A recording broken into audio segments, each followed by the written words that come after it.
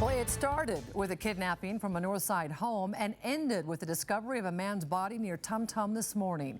And late this afternoon, we learned that one man is now charged with murder in a case that is growing more complex by the hour. Major crimes detectives say a man's body was dumped off at Corkscrew Canyon Road near Tum Tum.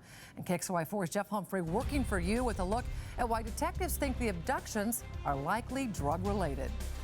Well, we now know that there were actually two people kidnapped from Spokane. The female was released by her captors and was able to tell police that the body of her fellow kidnapped victim could be found here in Stevens County. On Thursday, police used their SWAT team to raid this home at Maple and Knox in northwest Spokane after they told it was the scene of a double kidnapping. We have located a deceased individual at this location, and at this time we believe that it is connected to our ongoing investigation involving a kidnapping that occurred at some point in the last week in the city. That investigation stretched to Coeur d'Alene, where one of 4 kidnapping suspects was arrested, triggering a lockdown at Fernan Elementary School.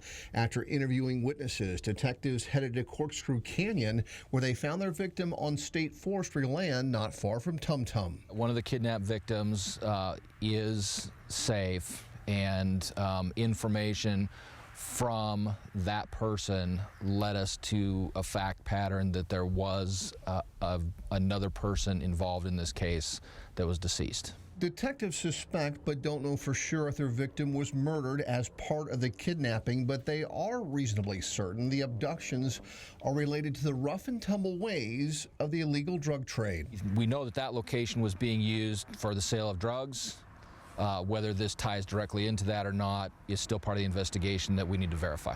Major crimes detectives think they know the identity of the person that was found here across Corkscrew Road in Stevens County, but are waiting for the results of an autopsy before releasing that person's name and their cause of death.